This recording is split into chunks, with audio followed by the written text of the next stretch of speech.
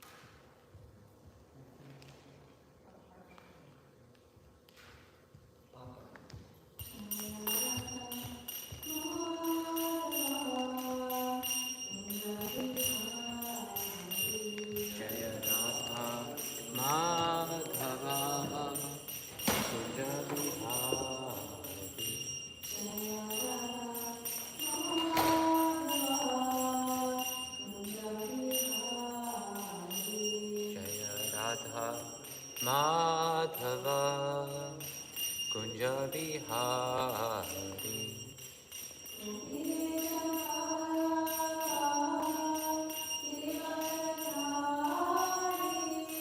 Gopi Jana Vallabha Girivaradhari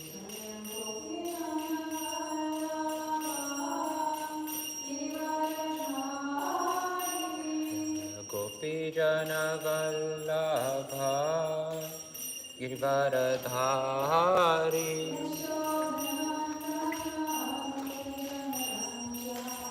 Yashodanandana Prajajanaranjana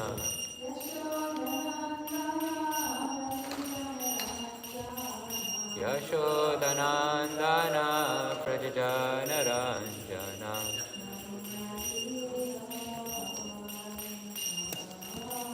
Yamuna Tira Vanachari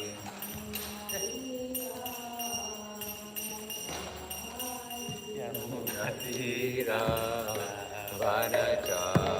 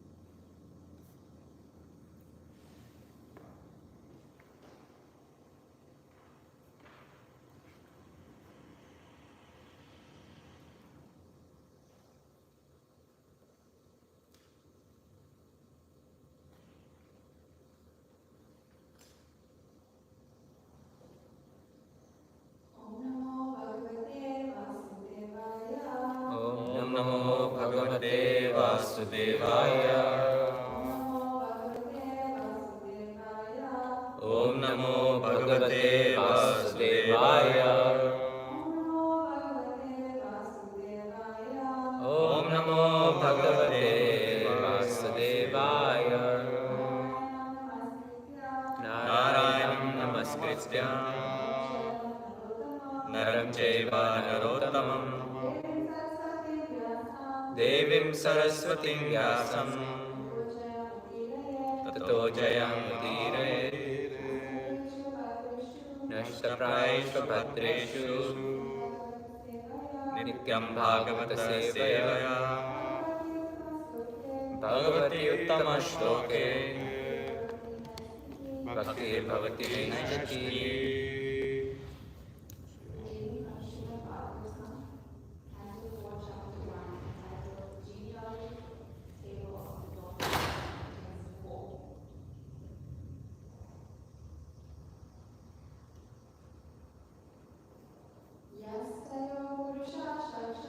Yastayo Purusha Sakshat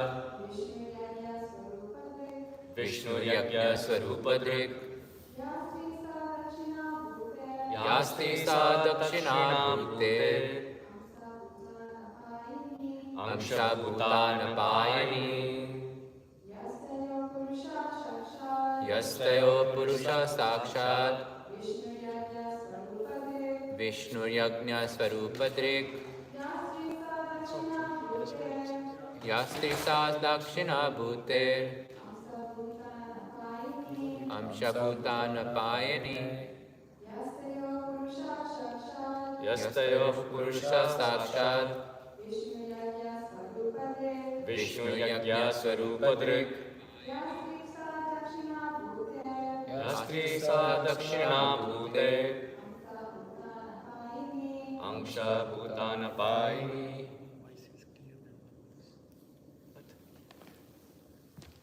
Yastayo Purusha Sakshat Yastayo Purusha Sakshat Vishnu Yajna Swarupadre Vishnu Yajna Swarupadri Yastri Sa Dakshina Bhute Yastri Sa Dakshina Bhute Amsha Bhutana Payani Amsha Bhutana Payani.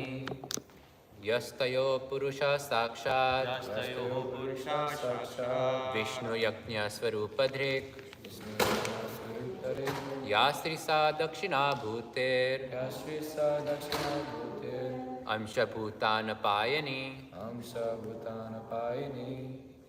Yastayo Purusha Sakshat Yastayo Purusha Sakshat Vishnu Yajna Swaruparik Vishnu Yajna Swarupadrik Yastri Sa Dakshina Bhute Amsa Bhutana Payani.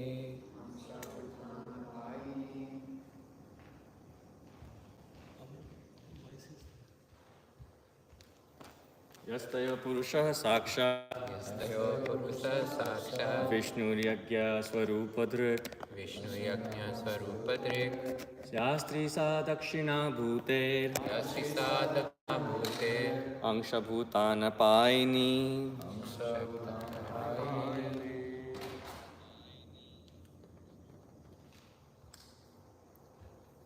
Yastayo Purusha Sakshat Yastayo Purusha Sakshat Vishnu Yajna Swarupadre Yastri Sa Dakshina Bhute Yastri Sa Dakshina Bhute Amsha Bhutana Payani.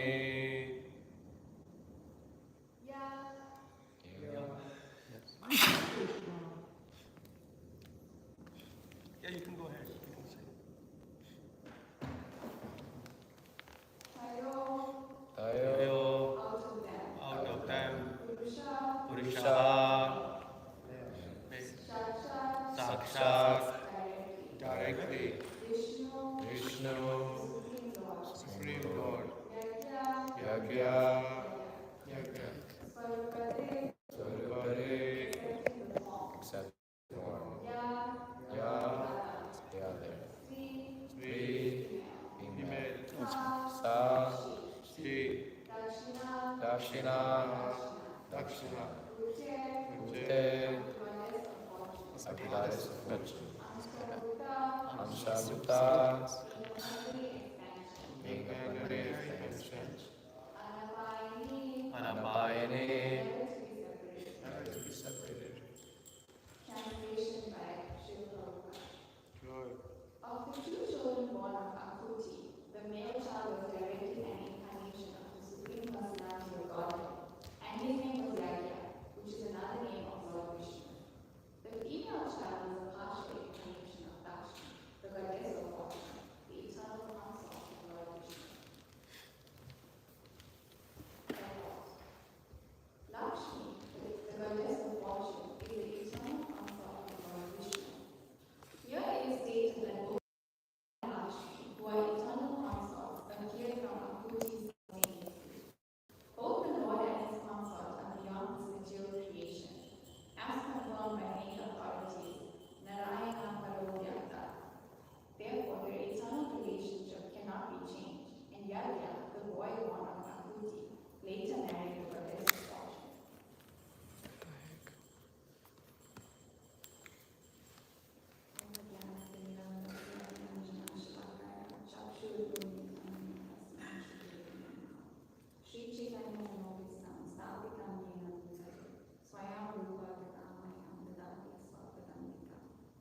Vandeham Shri Guru Shri Yudapadakam Shri Guru Vaishnavam Shri Rupam Sahajatam Sahakanagatanakam Vikam Sajivam Sahavedam Sahavedam Original Sayatam Krishna Chaitanya Shri Radha Krishna Sahakanagata Shri Krishna Hare Krishna Krishna Gopesha Gopakanta Radha Kanta Tapta Kanchana Gauranga Radhe Vrindavaneshwari Vishabhanu Sutadevi Hanamani Haripriya Panchadarpa Makam Krishna Bhakta Rupa Swarupakam Bhakta Avataram Bhakta Kyam Maya Bhakta Shalokam Panchaloka Rupyascha Rupa Sindhudevacha Pakita Nama Bhakta Rupa Vaishnavi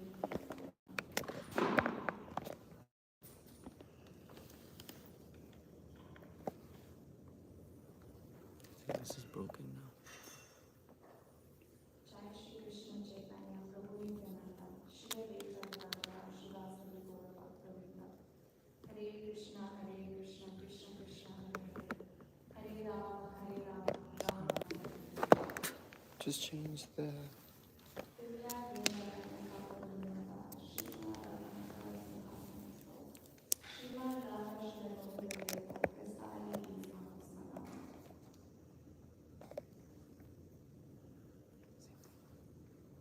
Smadam. Thank you all for coming to Srimad Bhāgavatam class and giving me the opportunity to speak. I'd like to seek the blessings of all the devotees that I can say something that's pleasing to Krishna and all the Vaishnavas.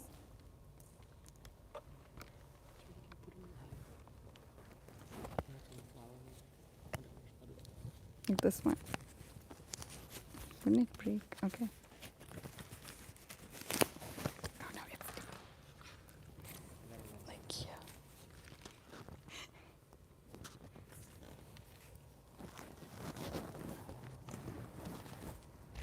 Technical issues. Is it fixed? Does it work? Oh, okay. Okay. So in context, we are at the beginning of the 4th canto. Hadai Pran gave a nice little synopsis yesterday. And in this canto, we're discussing the descendants of Swayambhuva Manu. So the whole of the 3rd canto was discussing one daughter of Swayambhuva Manu, who was Devahuti. And now we're going to hear about his other 2 daughters and his 2 sons. So his daughters are Akuti and Prasuti, and his 2 sons are Priyavrata and Uttanapad. So in this verse, they're speaking about Akuti, who was married to Ruchi. And it said that the children of Akuti were Yagya and the goddess of fortune. So Yagya is another name of Lord Vishnu, and it means the Lord of sacrifice. And this is an incarnation of Vishnu, actually. And in the following verse, Srila Prabhupada writes in the purport that all sacrifices we perform are meant to be for the pleasure of Vishnu. So that's how our sacrifices, that's how our activities become karma-free. They don't get any reaction from it. But if we do anything that's not for the pleasure of Vishnu, that's for our own sense gratification or for someone else's pleasure, then there's going to be reactions to it. So that's what the meaning of yagya is, the Lord of sacrifice. And the other child of Akuti is the goddess of fortune, an expansion of Lakshmi Devi.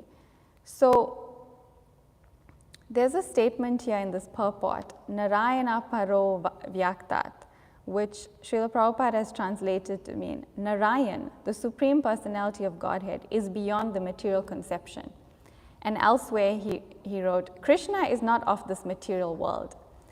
So this statement is actually by the great impersonalist Sankaracharya.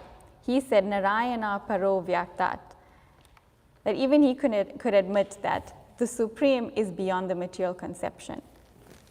So the Lord and his relationships with his associates do not depend on any material consideration.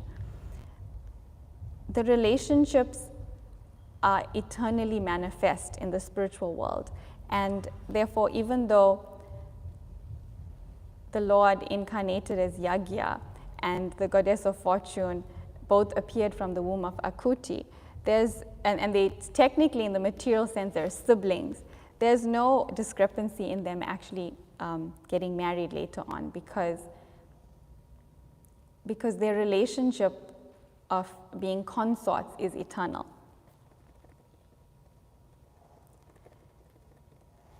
But who are Lakshmi and Vishnu? In the Chaitanya Charitamrita, it is said that their origin is in Radha and Krishna.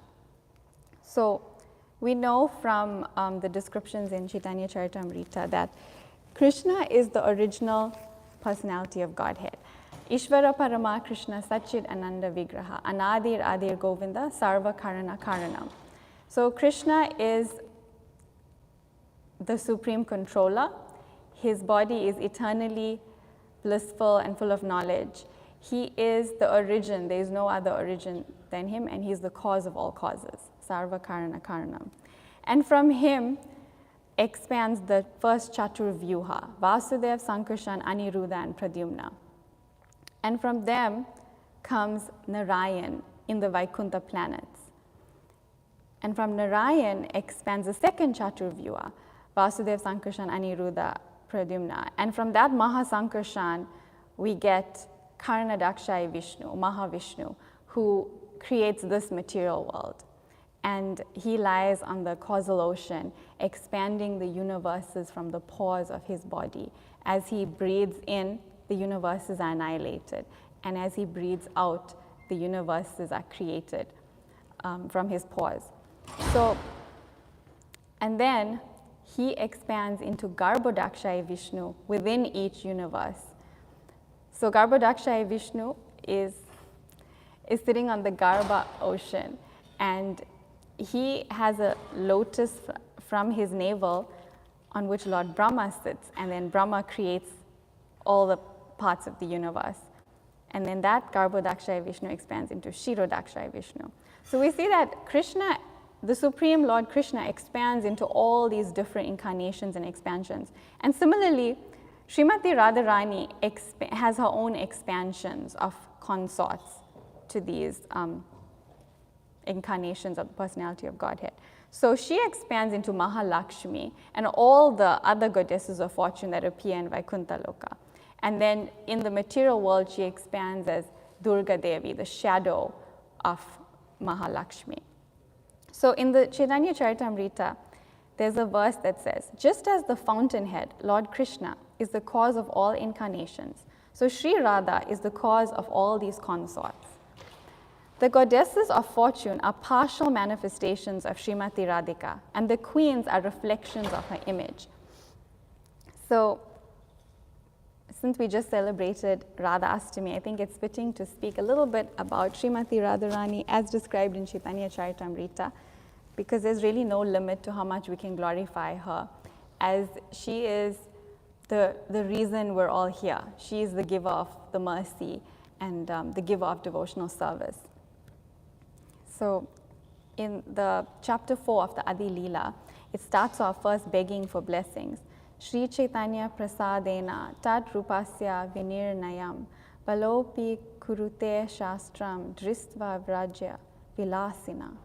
By the mercy of Lord Chaitanya Mahaprabhu, even a foolish child can fully describe the real nature of Lord Krishna, the enjoyer of the pastimes of Vraj, according to the vision of the revealed scriptures. In the purport, Srila Prabhupada says that Krishna reserves the right not to reveal himself to speculators and intellectuals. But with the mercy of Lord Chaitanya, even a child can understand Krishna. So there's two types of conjugal relationship with Krishna. There's the Swakiya Ras and Parakiya Ras. Swakiya means married. It's a marital relationship. And Parakiya is the unmarried, between a lover and beloved. So one of the main differences between Radha and Krishna and Lakshmi and Narayan and all other incarnations of Krishna and then the consorts is that Radha and Krishna are unmarried and Lakshmi and Narayan and all the others are married. So that unmarried rasa is only found in Vraj. So, and it said that relationship is actually the highest. So in the material world, everything is a perverted reflection of the spiritual world. Everything is upside down here. So in the material world, what's considered the lowest is actually considered the highest in the spiritual world. Here, it is the most abominable thing for unmarried people to be interacting and associating. But in the spiritual world, that's the highest taste of the relationship. And why is that? Does anyone have an idea why it's considered higher in the spiritual sense? So, like we see in the material world, marriage means obligation. There's the sense of duty there. It may start off from spontaneous attachment, but then over time, it becomes out of duty. You're serving someone because it's your duty to, and you're in some sense obliged. And then, but yet between lover and beloved, like Radha and Krishna, there's no sense of duty. There's no obligation between them. There's no reason to continue meeting except that there's a strong desire to, and that the lover is always conquering the beloved, and the beloved is always conquering the lover. So there's this increased desire to make the other happy, to serve them, and to go above and beyond to serve.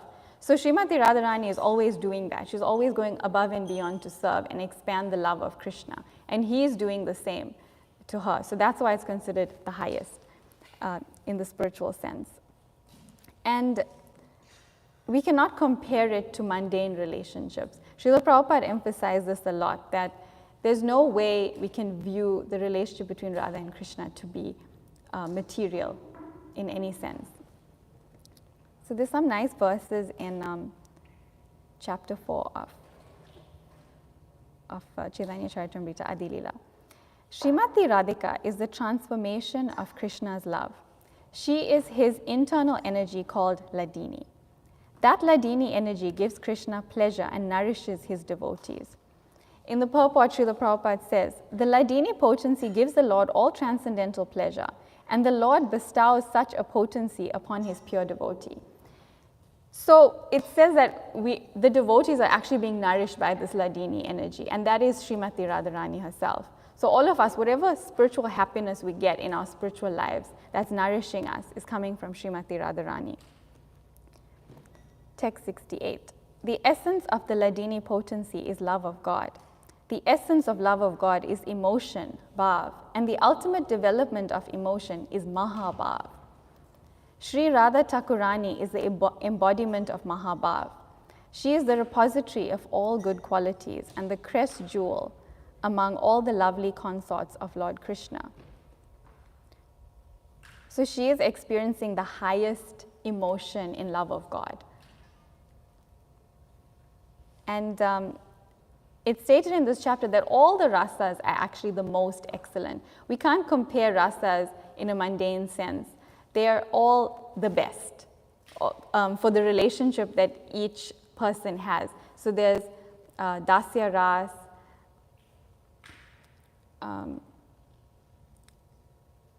Sakya Ras, yeah, Dasya Ras, Sakya Ras, Vatsalya Ras, Madhurya Ras, and Shanta Ras first, that's neutral. And they're all the most excellent for the devotee that's in it. But in text 44 of chapter 4, it said, if we compare the sentiments in an impartial mood, we find that the conjugal sentiment is superior to all others in sweetness. And in the purport, Srila Prabhupada says, no one is higher or lower than anyone else in transcendental relationships with the Lord. For in the absolute realm, everything is equal. But although these relationships are absolute, there are also transcendental differences between them. Thus, the transcendental relationship of conjugal love is considered the highest perfection. And this is confirmed in Bhakti Rasamrita Sindhu.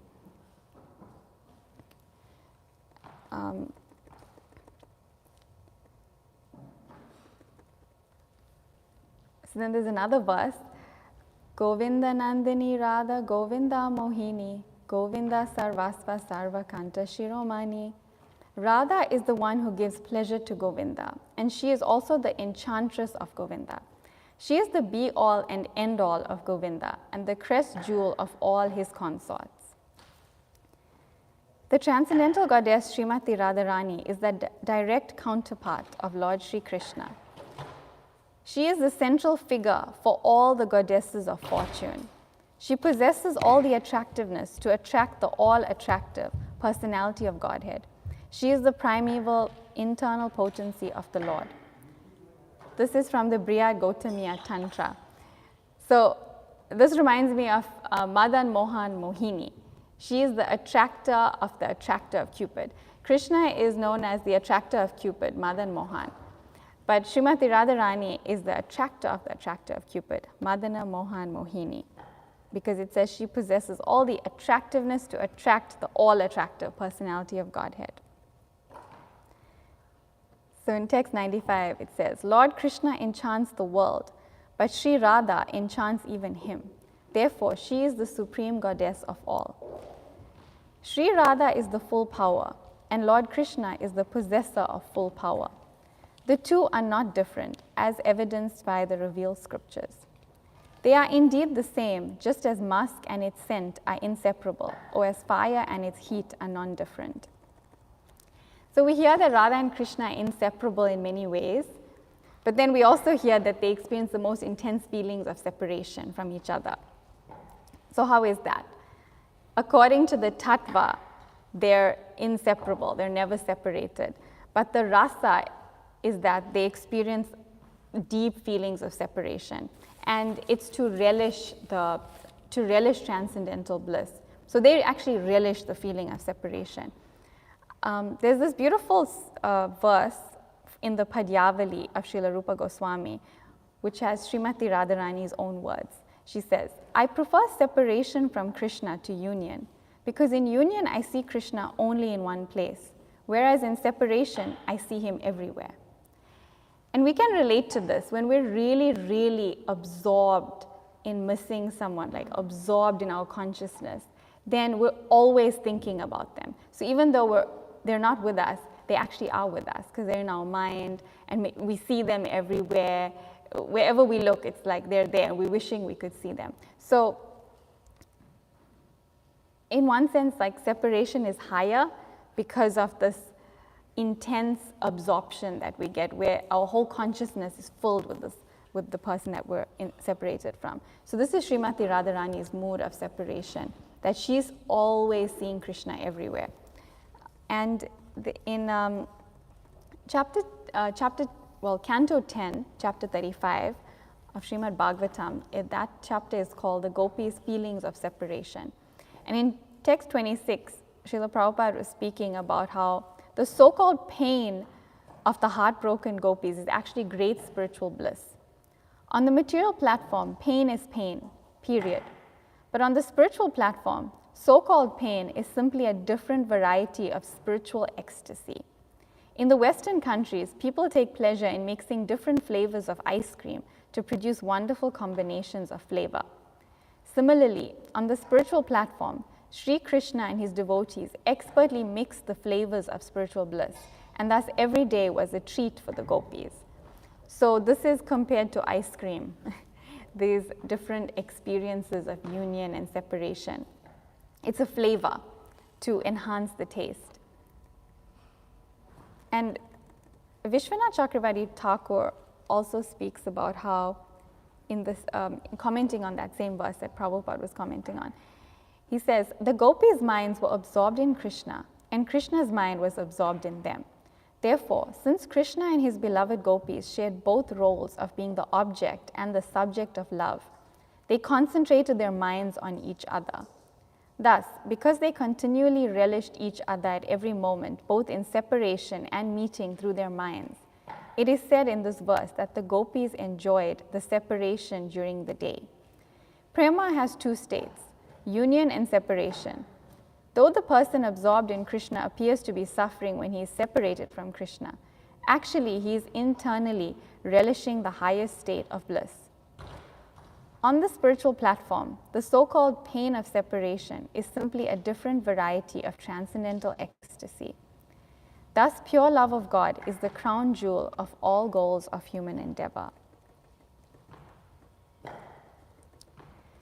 So, there are many books written by the Goswamis about the pastimes of Radha and Krishna.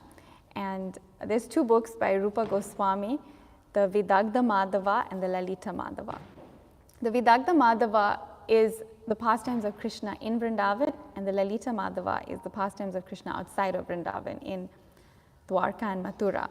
So in the Lalita Madhava, there's a story of how when Krishna left Vrindavan, the residents went into such deep turmoil in separation, and they had all the ecstatic symptoms of fainting, crying, shivering, and then just being stunned, not being able to move.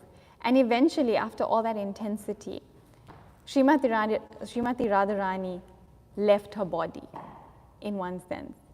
It is described that she left her body because she just couldn't take it anymore. And then all the gopis left their bodies. And then it is said that they all reincarnated as the queens of Dwarka so that they could be with Krishna in Dwarka. So Chandravali incarnated as Rukmini, the primary queen, and Radharani incarnated as Satyabhama. Of course, they don't actually die. The gopis don't die, but it is, in one sense, they did, and then they expanded as the queens of Dwarka. But in another sense, Krishna doesn't actually leave Vrindavan also, because he never sets a foot outside Vrindavan. So it's like they're separated, but not really. It's the inconceivable pastimes of the Lord. And they actually can't be separated, because we know that Radha and Krishna are actually one personality. They're actually the same person. So there's really no need for them to even be married, because they're the same person is expanded into two. There's this verse from the diary of Srila Swarup Damodar Goswami that's been quoted in Chaitanya Charitamrita a few times. Radha Krishna pranaya vikritir ladini shaktir asmad ekatmanav api bhuvi bhura deha bedam gatoto Chaitanyakyam prakatam aduna tadvayam chekyam aptam Radha bhava dyuti suvalitam nomi Krishna swarupam. The loving affairs of Sri Radha and Krishna are transcendental manifestations of the Lord's internal pleasure-giving potency. Although Radha and Krishna are one in their identity, they separated themselves eternally. Now these two transcendental identities have again united in the form of Sri Krishna Chaitanya. I bow down to him who has manifested himself with the sentiment and complexion of Srimati Radharani, although he is Krishna himself. And another verse, Aparam kasyapi pranayi jana vrindasya kutuki rasa stomam hirtya maduram upabhoktum kam apiya rucham svam avavre dyutim iha tadiyam prakatayan sa devas chaitanya kritir atitaram na kripayatu. Lord Krishna desired to taste the limitless nectarian mellows of the love of one of his multitude of loving damsels, Sri Radha. And so he has assumed the form of Lord Chaitanya. He has tasted that love while hiding his own dark complexion with her effulgent yellow color. May that Lord Chaitanya confer upon us his grace. This is from Dvitiya Sri Chaitanyastika, from the Stavamala of Srila Rupa Goswami, both quoted in Chaitanya Charitamrita. So, because Srimati Radharani is the greatest servant of Krishna and she gives the highest pleasure to him, she is our example of who to follow and who to try to assist. The greatest we can be is a servant of the servant of the servant of the servant of the servant of the servant of Srimati Radharani. And her mood is incomparable. She is always finding newer and newer ways to serve Krishna. We hear that she never cooks the same thing twice. Imagine that. And she's always trying to engage others in the service of Krishna. And she has a mood that even if anyone does the smallest service, she thinks, wow, this devotee is serving Krishna so amazingly. This devotee is serving Krishna better than me. Let me push them forward. And then she brings them to Krishna. She's always putting people ahead of her. In the material world, when we see such other people serving Krishna better than us, we have envy. But she is devoid of envy because she's completely transcendental. And she's also so humble that she's the topmost servant, but she will always put someone else forward to be with Krishna and to actually genuinely feel like this devotee is serving him better than me. So, who are we if she is so great and she experiences so much humility? Who are we to feel pride in whatever small service we're doing? We approach Srimati Radharani in a mood of humility because there's no way we can ever come anywhere near to her. But she mercifully allows us access through Sri Chaitanya Mahaprabhu, that we can gain access to her mercy through him. She's giving the full mercy, the full experience of what it's like to serve Krishna in the highest realm of the spiritual world through Lord Chaitanya Mahaprabhu. And she is completely pure and beautiful. It is said that her beauty comes from her consciousness, not from her ornaments or jewelry or clothing or anything, or makeup or anything else. It comes from her love for Krishna. Every fiber of her being is attracted to Krishna. So in the Vidagdha Madhava, there's this pastime where she is so intensely attracted to Krishna that Lalita had to draw a picture of Krishna to pacify her. And then she saw the picture and she became more attracted. And then she heard the sound of Krishna's flute. And then she felt attracted to that flute playing. And then she heard the name Krishna and she was attracted to his name. And then she was feeling like she's the most abominable person because she's attracted to 3 different personalities. She's attracted to the picture, the flute player, and now this name Krishna. And then Lalita had to pacify her and say, no, all of those 3 are the same personality that you're attracted to. And that's how Krishna is known as Purusha Traya, the 3 personalities that she is simultaneously attracted to. And Kadamba Kanana Swami would say that he would tell the story a lot. Actually, most of these pastimes I've heard from classes by Kadamba Kanana Swami. And he would say that her love is eternally growing. Srimati Radharani's love is always growing. It's as she's discovering newer and newer qualities of Krishna, she's loving him even more. And her love expands in response to the qualities. And then that means her devotional service will increase eternally. And then when Krishna receives this increased love, then he becomes more and more captured by this love. And then his love increases too. So in the spiritual world, all these loving exchanges are constantly, eternally increasing. And that's how it's also for us when we're in devotional service, it's always meant to be increasing. It's meant to be that we're experiencing happiness in devotional service, and then we want to give more devotional service. And then Krishna is happy and he's satisfied, and then he'll bestow mercy upon us that makes us even happier. And then so it's this constant reciprocation of love. And by that love, she captures Krishna. Srimati Radharani captures Krishna by her ever-increasing love, and she controls Krishna. She can actually control the Supreme Personality of Godhead, who is the Supreme Controller. And there's a story in the Gita Govinda by Jayadev Goswami that she's actually teaching Krishna how to dance. It is described that Krishna is on the bank of the Yamuna, and Srimati Radharani is in front of him, and she is dancing, and he is just following her. So the controller becomes controlled.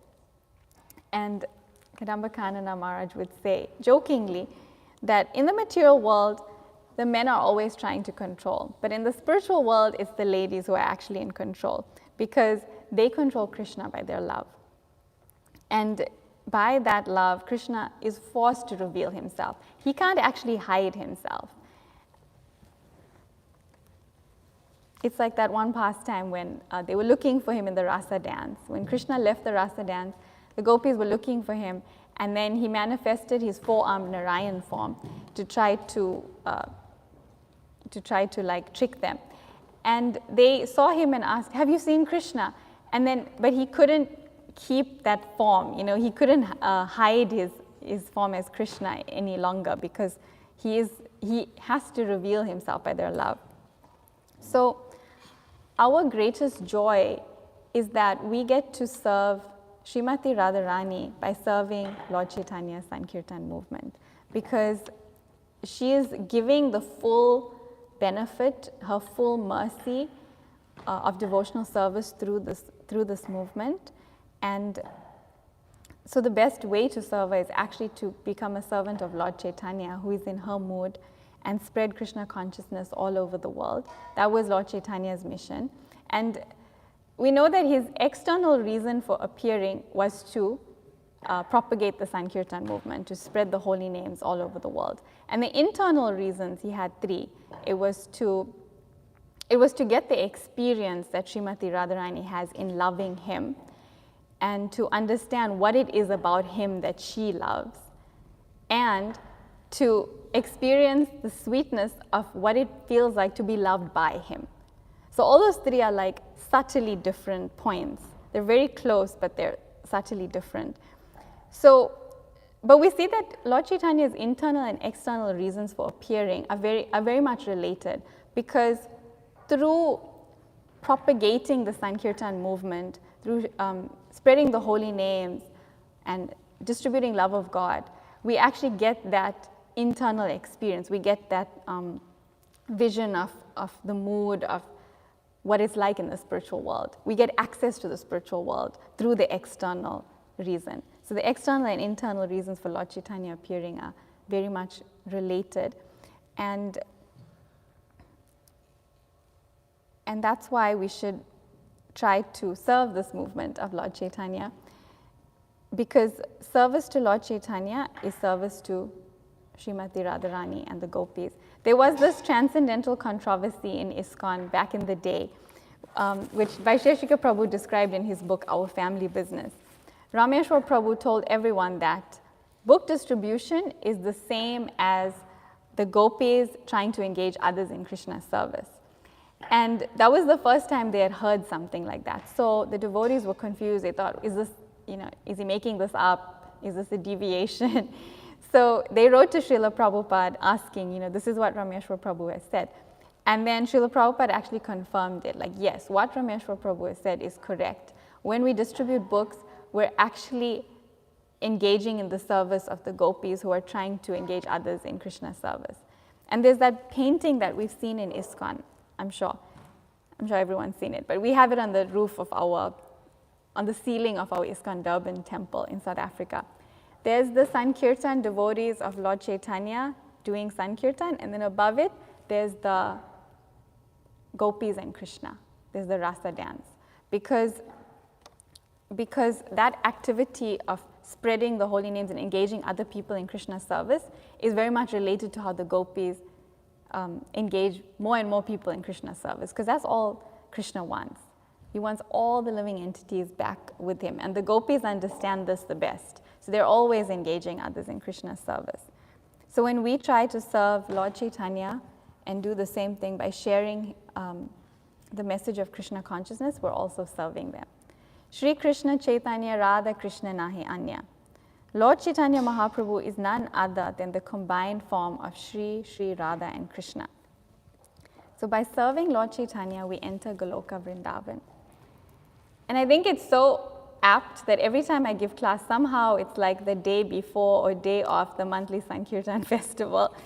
And I always get a chance to plug it. But basically, tomorrow is the monthly Sankirtan festival, and led by the Vyangi, who's very inspiring. And if you want to learn how to distribute books, then that's a really wonderful program to join in, because you get book distribution training by an expert, Divyangi, who's learned from an expert by Sheshika Prabhu, and then you get the practical experience of going out and trying to distribute books in the company of like-minded devotees, and so it's less scary when we go out together. And it's always a wonderful experience for all, because it connects the devotees very nicely to each other and creates really like long-lasting friendships. I know all my friendships, the best ones, were created on Sankirtan. So if anyone wants to join that, please do. It's a good program. So I'll end there. Hare Krishna. If there's any corrections, comments, questions by anyone, please let me know.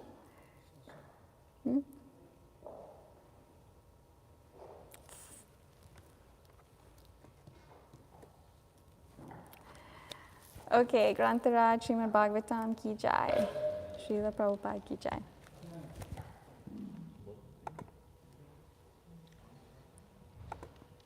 Bagus.